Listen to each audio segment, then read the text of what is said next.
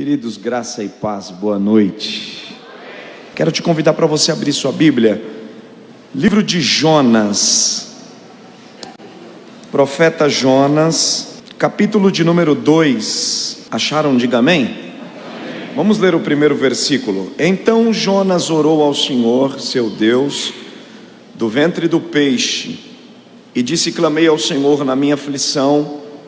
Ele ouviu do ventre do inferno, clamei.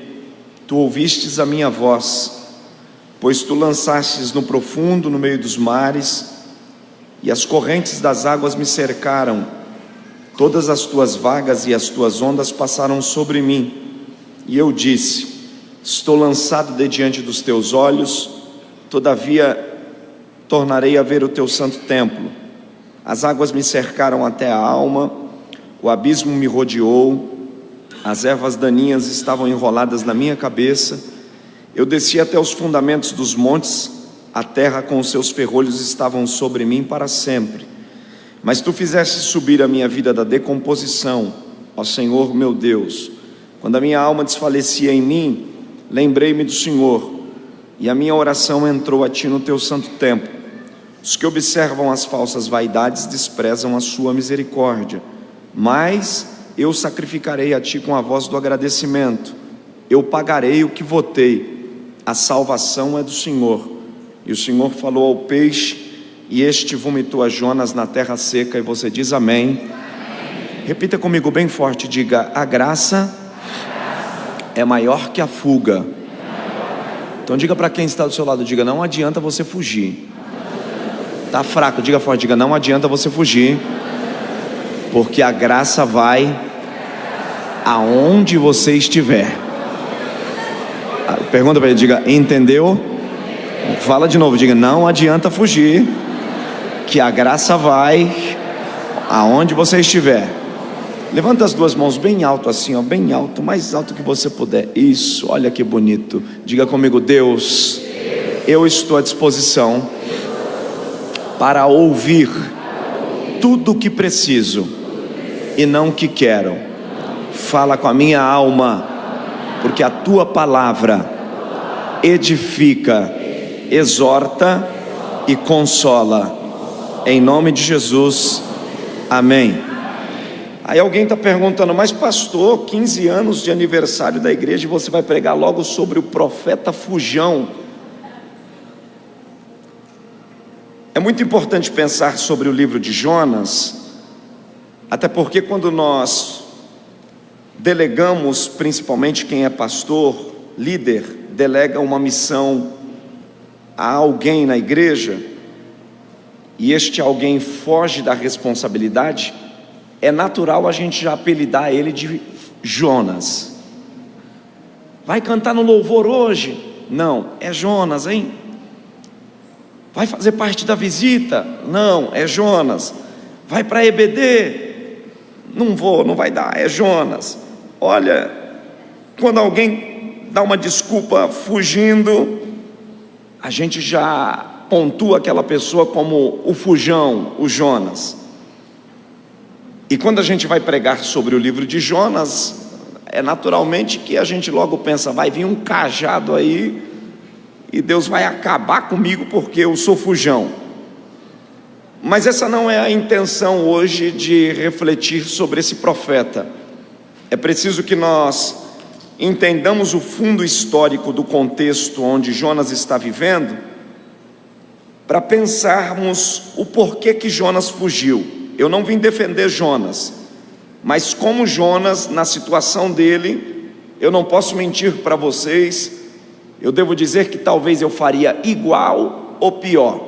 Até porque não adianta a gente bater no peito aqui e se sentir o maior crente e aquele mais presente, mais dedicado, porque não tem super crente no reino de Deus. Não tem super pastor, não tem super pregador. Ninguém aqui pode bater no peito e se sentir autossuficiente.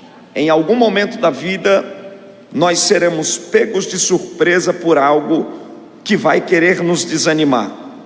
Quem é Jonas? Jonas é um profeta galileu. Ele é filho de Amitai. Ele nasce 798 a.C. Ele foi levantado por Deus como profeta para falar principalmente ao Império Assírio. A nação estava sendo regida pelo terceiro pior rei de todo o tempo. Judá e Israel tiveram 3 reis terríveis. O primeiro rei foi Manassés. Vocês já devem ter ouvido falar de Manassés. Manassés foi aquele rei que pegou o profeta Isaías, levou para o meio da praça, cortou ao meio e matou o profeta em praça pública. Esse é Manassés. Manassés trouxe para Israel o culto pagão, magia negra, feitiçaria, sacrifício de recém-nascidos. Esse é o rei Manassés, que foi muito temido na ocasião em que ele reinou. Segundo rei, pior rei de Israel, vocês também já ouviram falar, que é Acabe, que se casou com uma mulher ímpia chamada Jezabel. Acabe se desviou, casou com uma mulher pagã. Eu já disse a vocês que Jezabel nada tem a ver com o espírito de vaidade, alguém que confunde. O espírito de Jezabel é um espírito de governo, de domínio, de soberba. Esse é o espírito de Jezabel. Ele se casa com esta mulher, e essa mulher infiltra o culto pagão a Israel, que era conhecido como as entidades de sua família. A principal entidade era a entidade chamada Baal. Baal era conhecido como o deus da fertilidade. Então, quando fazia sol, chuva, quando a semente crescia, tudo era atribuído a Baal. Baal era esse deus. Entre outros deuses de sua família, Astarote, Moloque, todos os outros deuses que também recebiam sacrifícios de pessoas e de crianças. Tem um livro chamado As Catacumbas de Roma. O escritor é Scott.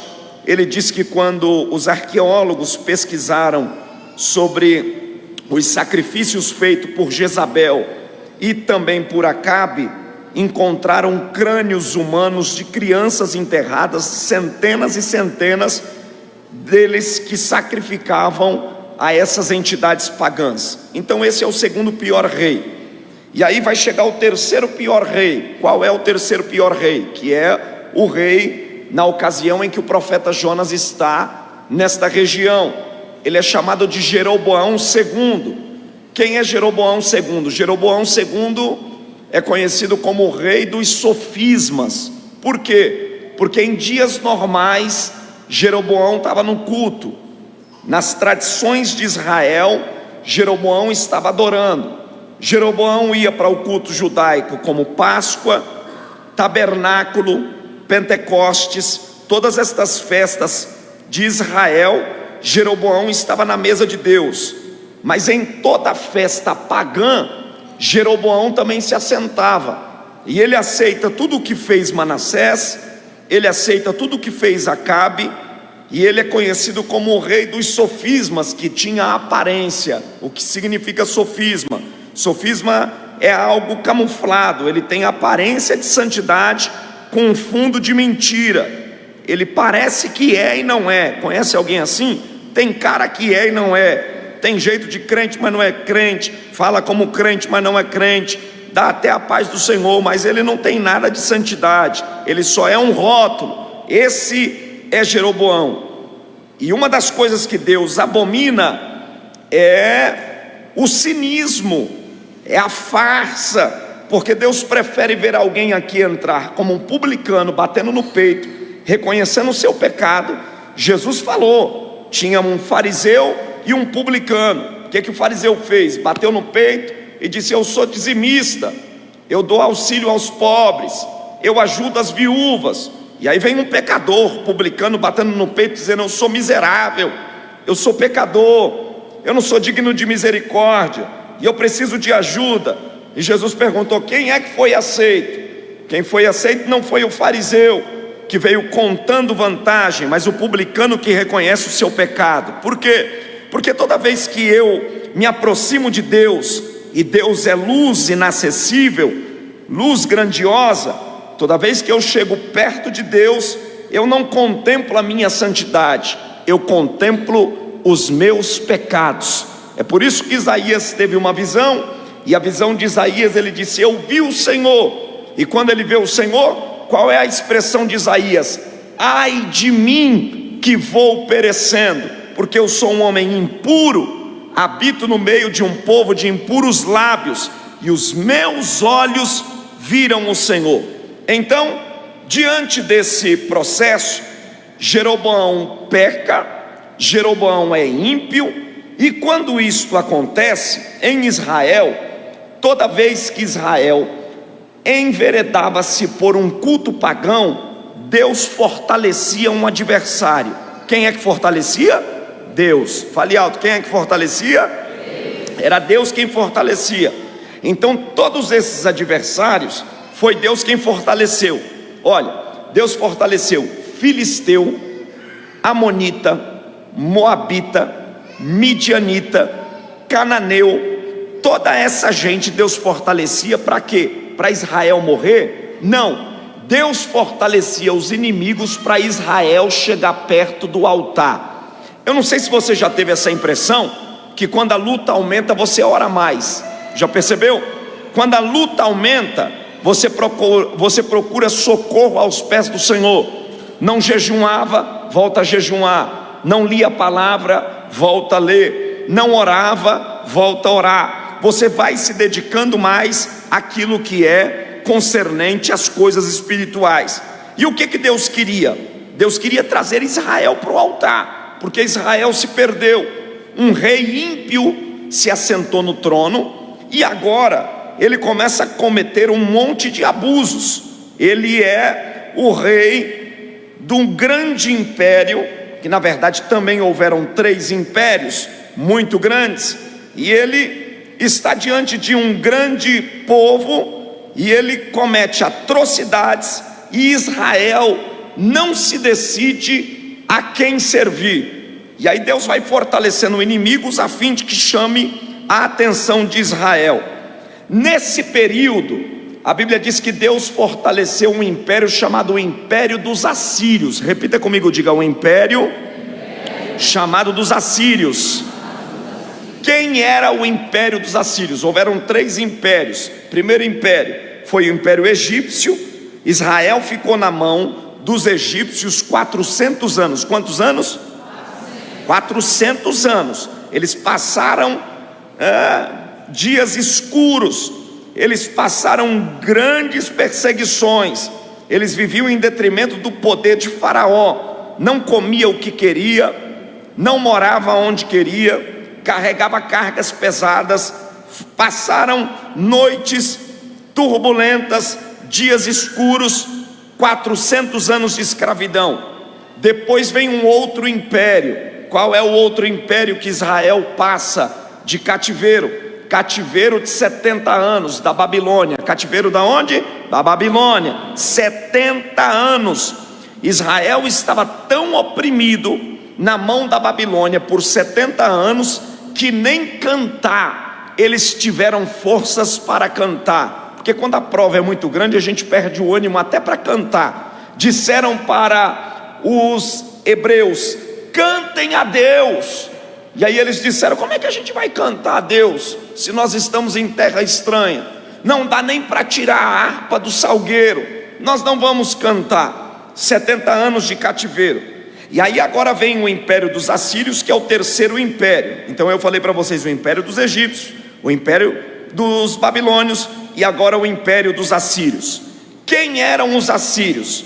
Os assírios eram uma turma de gente inconsequente do mundo antigo, que queria dominar todo mundo, e todo soldado que eles ganhavam a batalha dos países dos quais o Império Assírio conquistava, mais ou menos aí como a guerra da Ucrânia que vocês estão assistindo, quando a Assíria ganhava qualquer guerra contra um país vizinho, eles expunham os seus soldados na praça da cidade dos assírios, e Jonas mora lá. Jonas está contemplando. E o próximo povo a ser perseguido pelos assírios eram os hebreus, porque os hebreus estavam na mão dos assírios. Quem comandava era a grande Assíria. Jeroboão estava fazendo negociação, tentando negociar, prorrogar o tempo, ganhar espaço, mas era uma questão de dias Jeroboão estaria na mão dos assírios, e Jonas está contemplando tudo isso. Se pagava imposto para os assírios, se pedia permissão para os assírios, tudo dependia dos assírios. Quando eles traziam um soldado que aquele país tinha perdido a guerra, eles matavam o soldado em praça pública, para criar e gerar temor nas outras nações, para que eles temessem a Assíria, dizendo como um recado: não brinque conosco, porque se vocês brincar conosco, nós vamos dominar vocês também. Então, olha o que Jonas está contemplando. Agora eu quero pensar em Jonas, e eu quero que você pense comigo, e a gente vai parar de julgar Jonas como fujão, porque eu no lugar de Jonas fazia a mesma coisa. Olhe para cá, olha o que Jonas está assistindo.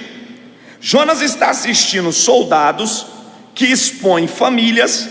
Quando um soldado era trazido para a Síria, ele era morto em praça pública, era tirado o seu crânio, era dependurado na porta da cidade. As vísceras e a pele daquele soldado era colocado como carne de sol no Nordeste, já viu? Lá, cozinhando, para dizer assim: olha, ganhamos a guerra e quem manda é a Síria. A chacina não parava só aí, Jonas está vendo isso. A chacina continuava, porque se aquele soldado fosse casado, a esposa do soldado também morria publicamente, assim como o marido tinha acabado de morrer. Antes dessa mulher morrer, a história diz que aquela mulher, ela era exposta a atos libidinosos publicamente pelos soldados assírios. Colocavam órgãos genitais naquela mulher publicamente, nos orifícios publicamente, expondo à frente de criança. Quando o casal tinha filho, o menino assistia tudo aquilo, e depois matava a mãe, cortava em vários pedaços, e tirava o crânio e dependurava da porta também. Olha o que Jonas está assistindo. Depois que matava o pai, depois que matava a mãe, se o casal tivesse criança, eles não matavam a criança, mas o que eles faziam? Eles pegavam uma espada ou uma arma do qual eles tinham poder e furavam os olhos da criança, porque a criança agora ia ser cega, ia depender a vida toda dos assírios para comer, para beber, para vestir. Vocês se lembram no Novo Testamento de um rapaz, o nome dele é Bartimeu, o cego Bartimeu. Ele é cego, e para ele esmolar ele precisa de quê? De uma capa. Naqueles dias quem dominava o mundo era Roma. Então quando alguém precisava pedir esmola, pedia uma capa do Estado, e o Estado concedia, que era uma licença. Então ele comia, ele esmolava, ele bebia, ele vestia com a licença do Estado. O mesmo ia acontecer com estes daqui. Esse Bartimeu, ele era filho de um general. A história diz que o seu pai se chamava Timeu. Então Timeu morreu, perdeu a guerra para uma grande nação. O que fizeram com Bartimeu? Furaram os olhos de Bartimeu, e Bartimeu ficou no sistema. Se não fosse Jesus para curar aquele rapaz cego, ele estava cego até hoje lá. Imaginem vocês a situação. Não havia manifestação de graça e nem misericórdia. Então imaginem vocês o que Jonas está contemplando. Jonas está contemplando cenas de chacina. Jonas está contemplando cenas de impiedade. E não adianta dizer: ai pastor, eu sou crente e a gente tem que exercer misericórdia, porque antes de você ser crente, você é ser humano. E sendo ser humano, a primeira coisa que vai acontecer, deixa acontecer alguma atrocidade, alguma coisa no meio da sua família, que logo vai manifestar em você o quê? Senso de justiça. É senso de justiça. Você vai querer recorrer aos seus direitos. Jonas, quando viu pessoas inocentes morrendo, sendo dominado por um império que não tinha misericórdia, naquela época que nem era graça, naquela época era lei. O que Jonas quer? Olho por olho, dente por dente. Jonas, como profeta, quer que Deus mande fogo na cidade dos assírios, lasque fogo em todo mundo, mata toda essa gente ruim, resolve o problema e não sobra um para contar a história. Ora, por menos, Deus mandou fogo em Sodoma e Gomorra, matou todo mundo, até a coitada da mulher de Ló, que não tinha nada a ver com o pato, só o fato de olhar para trás e querer os filhos e os móveis, virou estátua de sal. Por que Deus vai poupar um tanto de gente assim? Mas aí é que entra a graça, porque a graça é mais alta do que eu, e Deus não vê como eu vejo. Aí Deus olha para Jonas e diz para Jonas assim: você quer morte, mas eu quero dar vida. Você quer exercer justiça, mas eu quero exercer misericórdia. Eu vou abrir um parênteses aqui para profetizar, porque eu estou pregando para alguém aqui que provavelmente você está convivendo com gente com um coração mais ou menos igual ao dos assírios. Talvez lá no teu emprego, talvez lá na tua casa, no meio da tua família, gente de coração ruim. Porque tem sim, tem gente de coração ruim, difícil de perdoar, difícil de se dobrar. E aí Deus, na sua excelsa misericórdia, porque esses anos de crente eu descobri um grande segredo: Deus é especialista, pastor Iron, em gostar de peça ruim. Quanto mais ruim a peça, quanto mais difícil ela é, quanto mais inquebrável ela é, Deus diz: vou salvar. Oh, glória a Deus, vou ter misericórdia. Aleluia.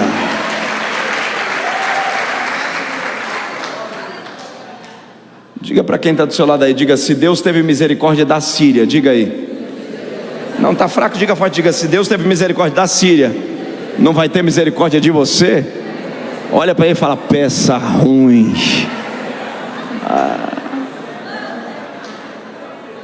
Ninguém aqui pode bater no peito e se sentir melhor. Quero ver quem é que bata no peito aqui, ó, do púlpito até o som lá. Quero ver quem é que bate no peito aqui se sentindo a bolacha mais gostosa do pacote. Por quê? Porque salvação não é por mérito. Ninguém vem para a igreja porque é bonzinho. Ninguém está aqui porque é santinho. Nós somos pecadores arrependidos, lavados e redimidos no sangue de Jesus. Mas aí Deus vai exercer uma misericórdia. Deus vai exercer uma misericórdia num profeta. Então esse profeta aqui, ele quer nada mais, nada menos do que justiça. E ele não está errado. Diga comigo, diga Jonas. Está fraco, diga forte, diga Jonas. Quer justiça. E Deus quer exercer salvação. É engraçado que eu quero uma coisa e Deus quer outra. Eu quero uma coisa e Deus quer outra. E eu sei porque que eu estou pregando essa palavra aqui, porque eu não caí de paraquedas e nem cheguei de Ilhéus assim para... Não. Eu vim hoje, peguei uma conexão, fiquei tantas horas lá em São Paulo e vim aqui como mensageiro de Deus essa noite para profetizar para alguém. Porque tem alguém aqui exatamente se comportando como Jonas. E eu não vim para te chamar de fujão, não. Eu vim dizer para você que mesmo você fugindo, a graça vai atrás de você aonde você for. Talvez eu, como um ser humano, até entenda a sua resistência, assim como eu comecei a entender Jonas. Jonas está fugindo. Jonas está fugindo por quê? Porque Jonas é complacente, Jonas é misericordioso, ele é piedoso com os inocentes que estão morrendo sem causa. Não tem porquê, era só ganhar a batalha e colocar aqueles outros soldados na mão da Síria sem matá-los, mas a Síria quer matar, quer punir, e Jonas tem senso de humanidade. Aí Deus chega para Jonas e diz assim, ó: você vai ser o profeta para anunciar destruição. E Jonas sabe que toda vez que Deus manda alguém ir anunciar destruição, não vai ter destruição. Por quê? Porque o povo sabe que Deus é Deus, o povo vai se arrepender, e Jonas não queria ver o povo se arrependendo, porque Jonas queria mesmo era castigo para essa gente ruim, que matou muito inocente. Aí Jonas pensou consigo: se eu for, Deus vai perdoar, e eu vou ficar com cara de tacho, então eu não vou. Mas não tinha como, era ele quem ia. E eu vou explicar para você como é que Deus se usa de Jonas na grandeza dele, dentre tantas pessoas aqui que podem ir, porque para algumas missões, olhe para cá, isso é algo interessante. Para algumas missões de Deus destinada a nós, Deus vai nos dar uma ordem sempre quando eu não quero obedecer. Pergunta para quem está do seu lado aí, diga: por que será? Não está fraco, diga forte, diga: por que será que Deus sempre quer que eu faça aquilo que eu não quero fazer?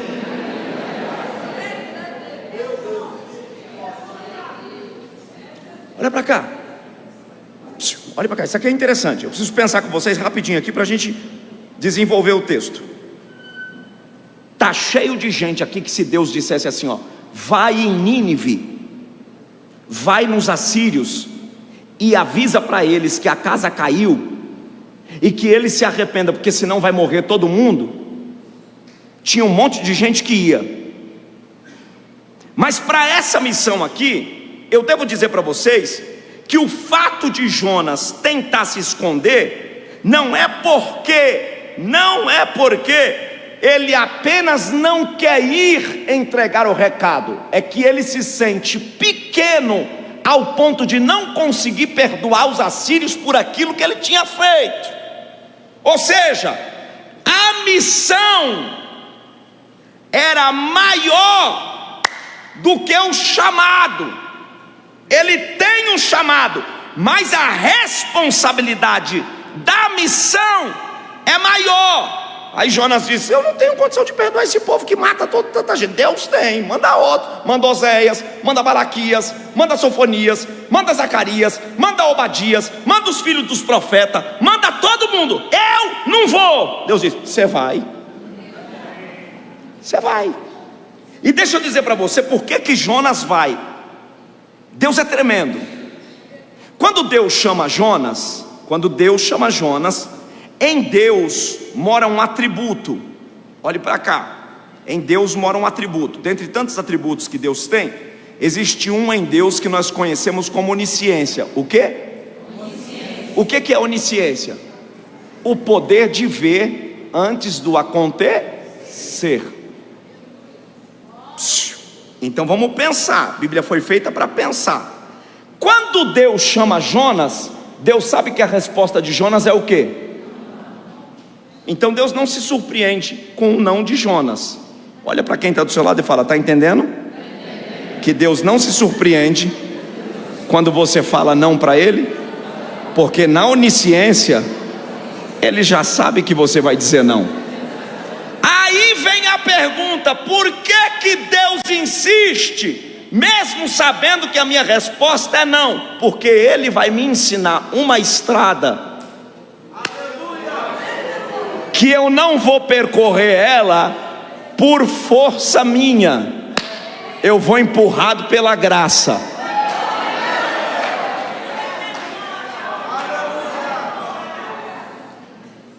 Olhe para cá.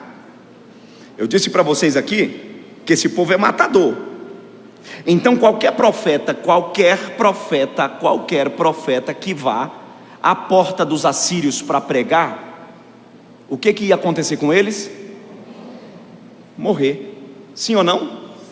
Então vocês são inteligentes. Já estou gostando aqui. Olhe para cá. Qualquer profeta que for a pé vai morrer. Russell Shedd, que é um grande escritor, ele disse algo tremendo. Ele disse assim: sabe quando é que se confirma a chamada de Deus na minha vida? Não é quando eu quero, é quando eu sinto dúvida.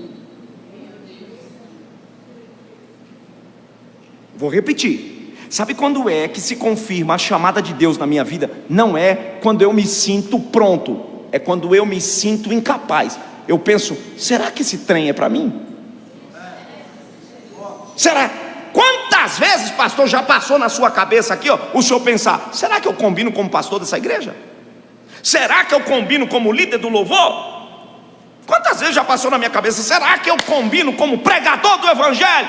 Será que esse negócio é para mim? Por quê? Porque eu olho a minha condição, que é menor do que o meu chamado. Mas o poder de Deus se aperfeiçoa na fraqueza. Pega na mão de quem está do seu lado, eu estou sentindo muito Deus aqui. Diga para ele, diga para ela, diga: Deus não chama competentes. Não, diga: Deus não chama habilitados. Deus habilita para mandar. Deus prepara para enviar. Ei, recebe essa palavra que Deus está dizendo: eu sei porque te chamei.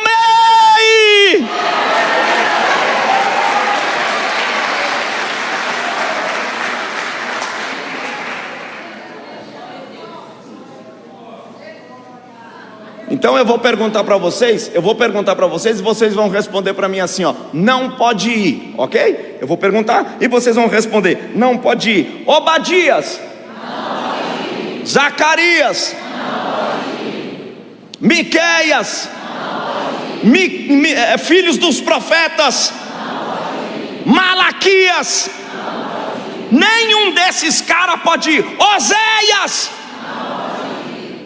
Oséias tinha tanta vontade de ir a qualquer lugar que Deus mandasse. Se você não sabe, a Bíblia diz que Oséias teve tanta coragem que um dia Deus chamou Oséias e falou assim para Oséias: Oséias, você sabia que eu casei com uma prostituta? Oséias falou: ah, é? Como é que é esse negócio? Eu casei com uma prostituta. Toda vez que eu procuro Israel no altar, Israel está onde?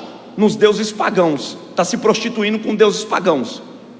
E eu preciso de alguém. Olha o que Deus falou para Oséias: eu preciso de alguém que se case com uma prostituta para ser traído, para saber o que é a dor, porque não tem uma dor pior. Graças a Deus eu nunca passei, nem vou passar. Mas eu penso comigo que não tem dor pior para um homem no ego humano ser traído por uma mulher diante dos altares, diante da prostituição, entregada aos seus amantes. E Deus estava olhando para Oséias e disse para Oséias: Oséias, eu preciso de alguém que expresse a dor de um marido traído. Oséias falou: pois não, eu vou casar. E ele casou-se com uma mulher chamada Gomer, que era prostituta, porque Deus não pode usar ninguém sem antes marcá-lo profundamente.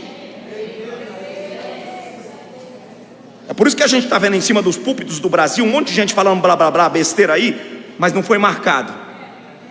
Porque Deus só envia quem é marcado. Deus só levanta quem é marcado. Deus só chama quem é marcado. Então, quando eu falo de marcas, eu estou falando para vocês de todas essas pessoas das quais poderiam ir: Miqueias, Malaquias, Oséias, Obadias, Jeremias. Só que Deus não quer. Deus quer o Jonas resistente. Por que Deus quer o Jonas resistente? Vou te explicar agora. Porque Deus vai falar aos assírios, e os assírios são zoomorfistas. O que significa isso? Adoradores de deuses que eram metade gente, metade animal. Você sabe quem os assírios adoravam? Todo mundo que chegava lá eles matavam. Mas eles adoravam deuses que eram metade gente, metade animal. Eles adoravam um deus chamado Órios. Quem lê a mitologia grega sabe do que eu estou falando. Eles adoravam um deus chamado Rex. Eles adoravam um deus que era metade rã, metade homem, metade dragão, metade homem. E a Bíblia vai falar de um desses deuses também. Qual era o nome desse deus que o povo assírio adorava? Eles adoravam um deus chamado Dagon. Como é que era o nome dele? Dagon. Fale mais alto. Dagon. Dagon era metade peixe, metade homem. Da cintura para baixo, peixe. da cintura para cima, homem. Se você ler a história, dentro da casa de todo ninivita, sabe o que tinha? Um aquário e um peixe. Um aquário e um peixe. Anualmente tinha a festa de Dagon. Dagon era metade peixe e metade homem. Era um altar bem grande, era um deus adorado. Metade peixe e metade homem. Quando havia festa de celebração de Dagon, o povo metia a mão na água onde tinha peixe e passava no corpo assim, ó, que era uma celebração ao deus Dagon, ao deus peixe. Metade homem, metade peixe. Aí a Bíblia vai falar, Ana, que é a mãe de Samuel, ela fala algo tremendo assim. Ela diz que Deus mede a terra com balanças fiéis. Balanças o quê? Fiéis. Então vamos imaginar que Deus está com uma balança na mão. Uma balança na mão. Desse lado aqui, Deus quer pregar o arrependimento para os assírios. Os assírios são adoradores de quem? Fale alto, os assírios são adoradores de quem? Fale mais alto, os assírios são adoradores de quem? Quem é Dagon? Um deus metade? Fale alto, metade peixe, metade. Então aqui, ó, do lado da balança tem um deus, metade peixe, metade homem. Desse lado da balança, Deus precisa de um pregador. Aqui do lado tem Dagon, metade o quê? Fale bem alto, metade o quê? De novo. Desse lado, Malaquias pode ir? Oséias pode ir? Sofonias pode ir? Obadias pode ir? E um homem dentro do peixe pode ir?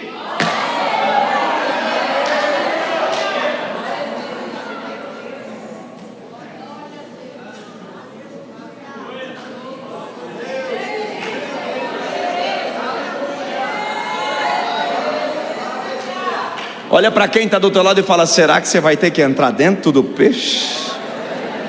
Diga: você se parece tanto com a sua missão que você vai ter que entrar dentro do peixe.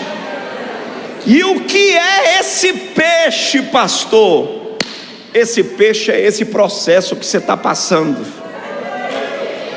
Alguém está vivendo um momento aqui, está perguntando: por que eu estou passando por ele? Deus está dizendo: eu estou te preparando para falar a alguém que precisa ouvir.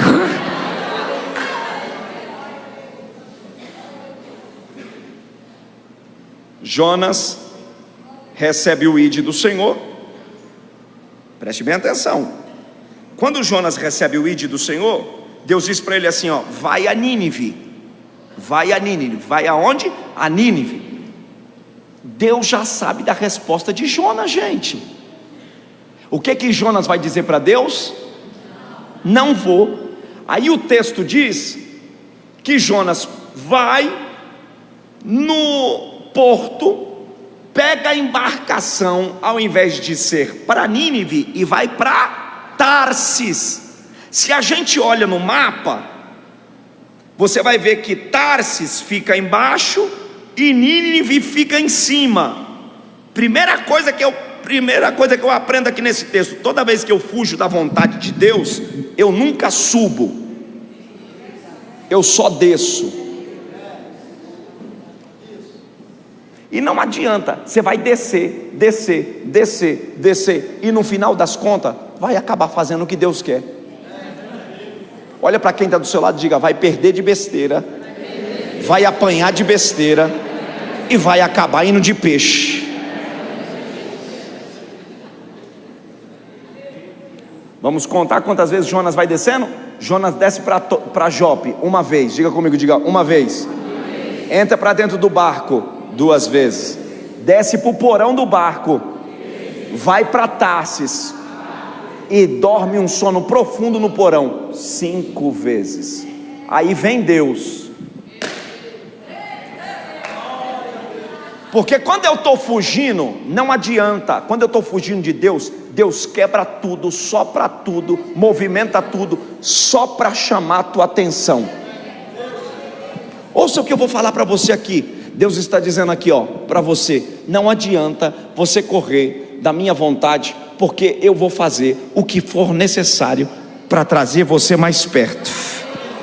Você não vai correr do teu propósito, porque foi eu quem estabeleci.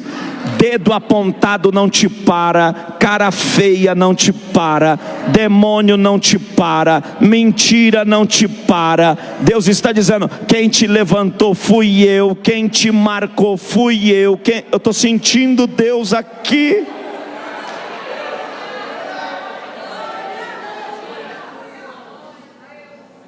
Então vamos pensar comigo aqui. Agora a gente vai entender. Agora você está entendendo. Ficou claro. Por quê? Se Oséias vai e chega na porta da cidade, ninguém vai ouvir Oséias. Se Obadias vai e chega na porta da cidade, ninguém vai ouvir Obadias. Se Miqueias chega na porta da cidade, ninguém vai ouvir Miqueias, Obadias, Sofonias, nenhum desses. Mas a história conta, a crença conta. Eles acreditavam que em algum momento Dagon, que era a entidade daqueles dias, enviaria um profeta de dentro do peixe para falar à cidade de Nínive. Eles só erraram o Deus.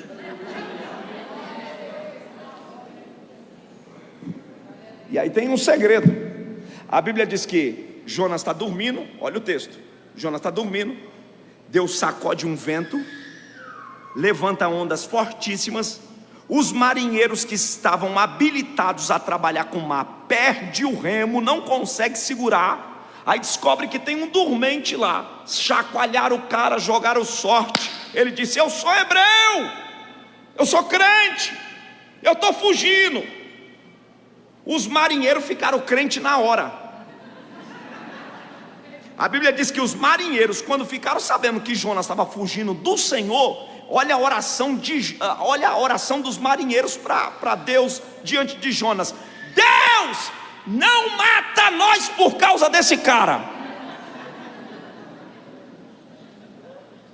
Olha para quem está do teu lado e fala: você está fugindo tanto que você está fazendo até o desobediente se converter.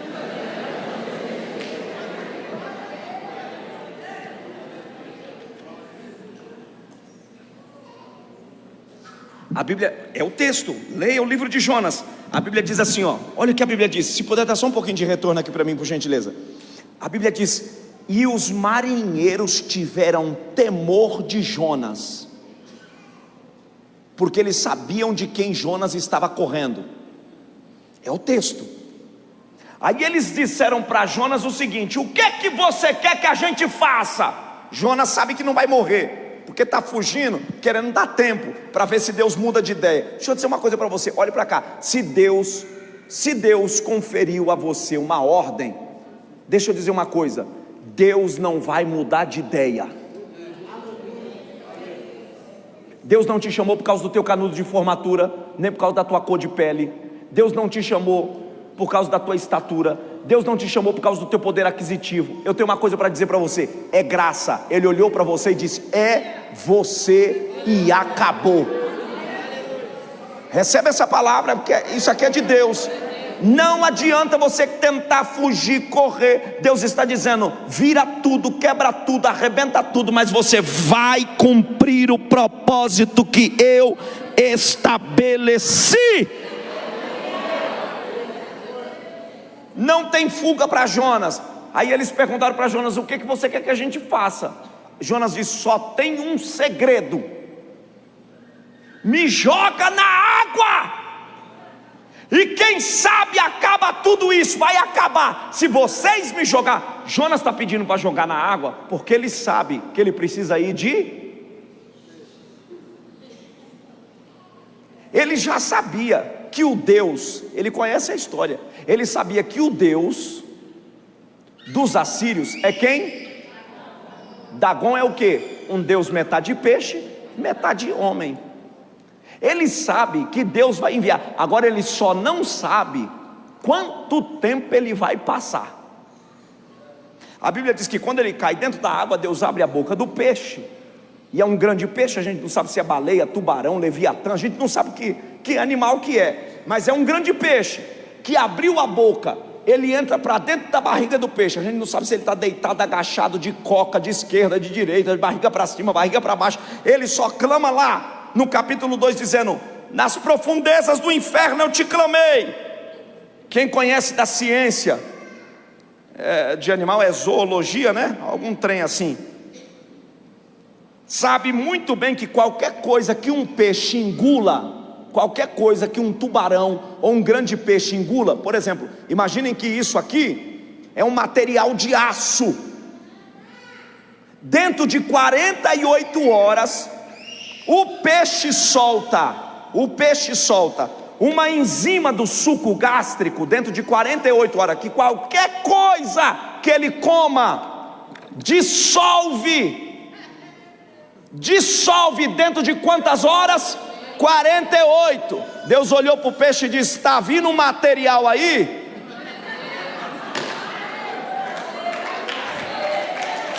e você vai ter que engolir ele, e ele vai ficar 72. Olha para quem está do seu lado e diga: quando Deus manda, você fica resistente até a prova. Olha para quem está do teu lado e fala: meu filho, se o Covid não te matou, nada te mata mais não, filho. Fique em paz. Está com medo de quê? Estou sentindo Deus aqui, hein? Estou sentindo Deus aqui. 72 horas, 3 dias e 3. Fale mais alto: 3 dias e 3.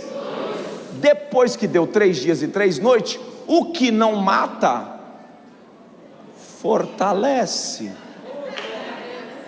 Porque eu já fui no velório de tudo quanto foi crente. Olhe para cá, que crente morre do mesmo mal. A Bíblia diz que do mesmo mal que morre o ímpio, morre o justo. Foi por isso que um monte de crente morreu de Covid.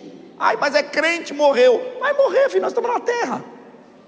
Morre o ímpio e morre o justo. Nós estamos debaixo do sol. Morre atropelado, morre de acidente vascular, morre de infarto, morre afogado, morre atropelado, morre. Mas eu nunca cheguei no velório de crente para perguntar: morreu de quê? De prova. Porque prova não mata. Olha para quem está do teu lado e fala: olha, segura a mão dele e diga: você está na barriga do peixe. Diga: já passou pelo que passou. Diga: mas isso aí é prova de que esse peixe não te mata. Diga para quem está do teu lado, diga: essa fase não te mata. Recebe aí, pastora Sueli, essa fase não te mata. Alaxeregminacia. Eu quero que você seja profeta para quem está do teu lado aí. Segura a mão dele, eu aponto o dedo para ele. Eu não sei se vasos tem cara, mas faz cara de vaso. Aponta o dedo para quem está do teu lado e fala: essa fase, diga aí, que você está passando é uma fase escura, doída, cheia de dilemas, mas Deus te trouxe aqui para te dizer: vai te fortalecer.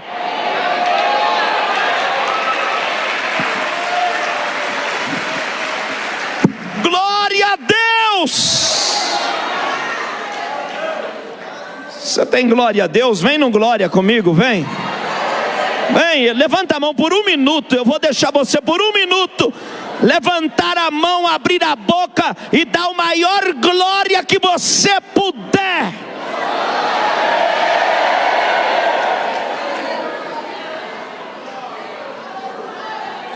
Emalamaxerecanta lamas. Para a gente terminar, 3 dias e 3? 3 dias e 3? Nínive tem praia? Nínive tem praia? Não. Mas a Bíblia diz que Deus falou ao peixe e o peixe jogou Jonas na praia. Da praia de onde Jonas está até a cidade onde ele vai, é mais 3 dias. Quantos dias? 3. Deu tempo dele tomar banho? Ele estava cheirando ao quê? Os assírios cultuavam a Dagon, e na festa de Dagon eles faziam o quê? Pegava a água do peixe e passava no... Se Obadias chegasse na porta da cidade, eles iam querer ouvir Obadias? Mas e um homem cheirando a peixe?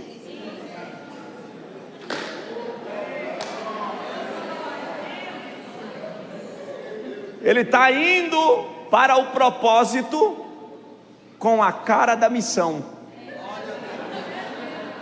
Olha para quem está do teu lado e fala: você ainda não se tocou que você tem a cara do seu chamado? Diga aí.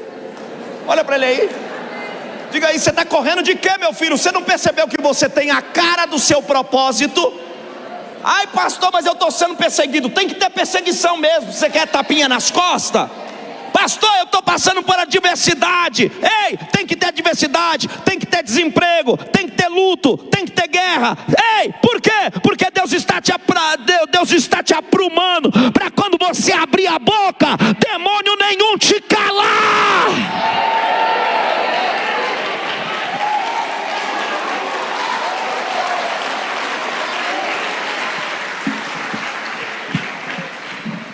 Escute. Quem é que não quer ouvir um homem que saiu do peixe? Quando Jonas chega na cidade, está todo mundo sabendo: esse homem saiu da onde?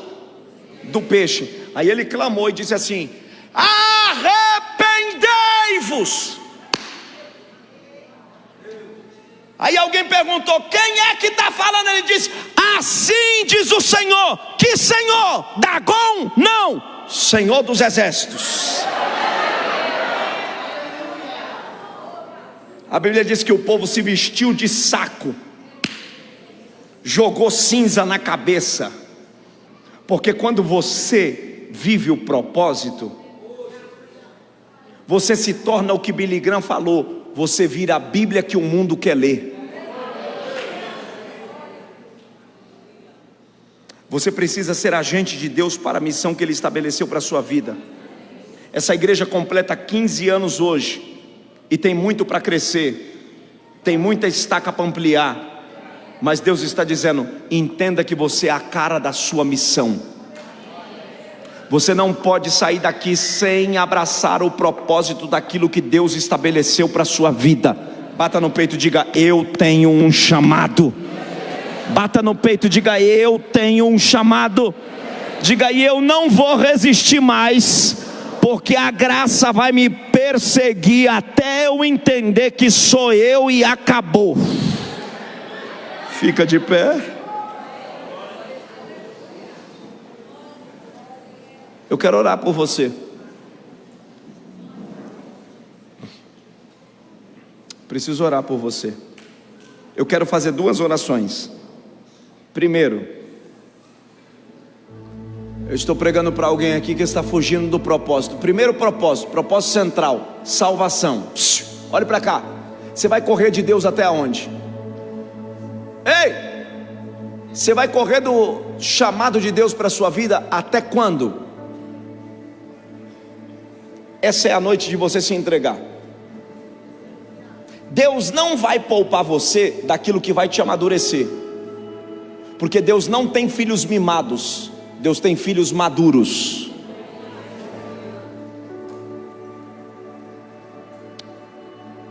E eu quero perguntar a alguém aqui que provavelmente está tentando fugir do Senhor, e Deus está dizendo: o que eu estou permitindo a você não é matança, é amadurecimento. Eu quero dar a você a qualidade de um vencedor, e se faz necessário você se entregar ao propósito da minha vontade. Eu quero saber onde tem a primeira vida que quer entregar-se a Jesus aqui. Talvez você nunca entrou numa igreja de crente, ou talvez você já recebeu o chamado de Deus para a sua vida, e você sabe que hoje é noite de você entregar-se a Deus. Você tem coragem de sair do seu lugar e vir aqui se entregar a Jesus? Jesus perdoa os teus pecados, escreve teu nome no livro da vida e te diz: eu te chamei porque tenho algo sobrenatural com você.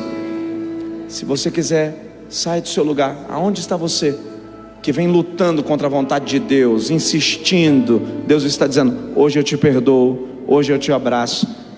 Nos 15 anos do aniversário desta igreja, você é quem vai receber o presente, salvação da sua alma. Eu não posso me demorar. Cadê você que parou, está caído, dizendo para mim: pastor, estou sem força, vim por vir, nem sabia, nem estava com vontade, nem estava na minha programação vir para esse culto, caí aqui de paraquedas. Você não caiu não, Deus te trouxe, te empurrou para cá. Ele está dizendo: eu não vou desistir de você, você é meu, você é minha. Se você quiser, saia do seu lugar agora e venha receber Jesus aqui agora, num ato de fé. Oh, glória a Deus. Vem, vem, vem, Jonas, vem, já está vindo, vem, está vindo, vem. É noite de salvação, vem. Oh, glória a Deus. Oh, glória a Deus. Tem algo espiritual acontecendo aqui.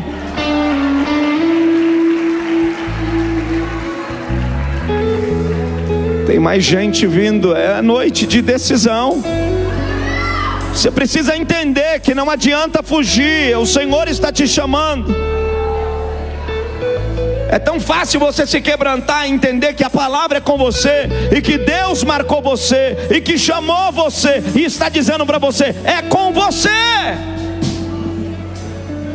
Se você quiser, esta noite é a tua oportunidade. Eu não posso me demorar, nós temos um horário a cumprir, mas eu queria tanto que você entendesse que as algemas precisam cair, o medo precisa cair, a guerra precisa parar. E Deus está dizendo: eu tenho novidade de vida para você agora. Oh, glória a Deus.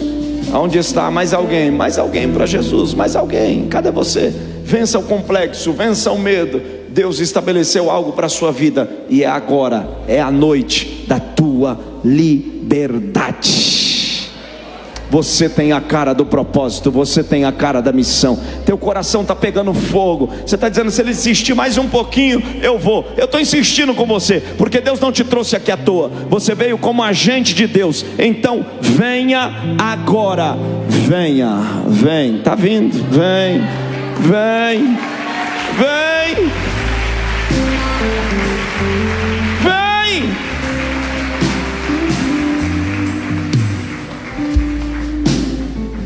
Eu quero estender o convite agora a crentes,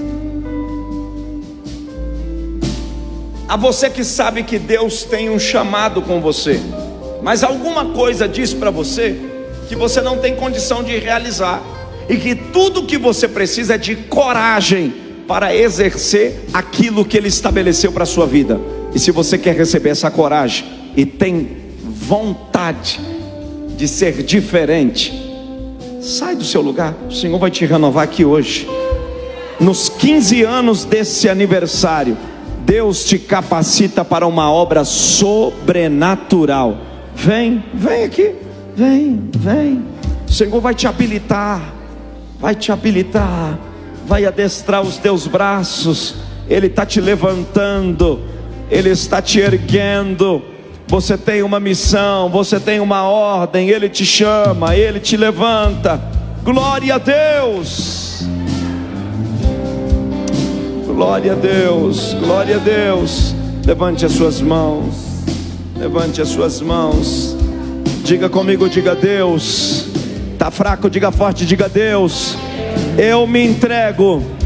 Está fraco, diga: eu me entrego inteiramente ao soberano propósito que Tu estabeleceu para minha vida.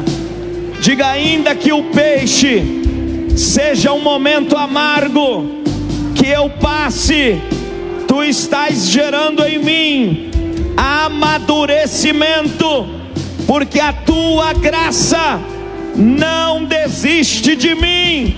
Me renova agora.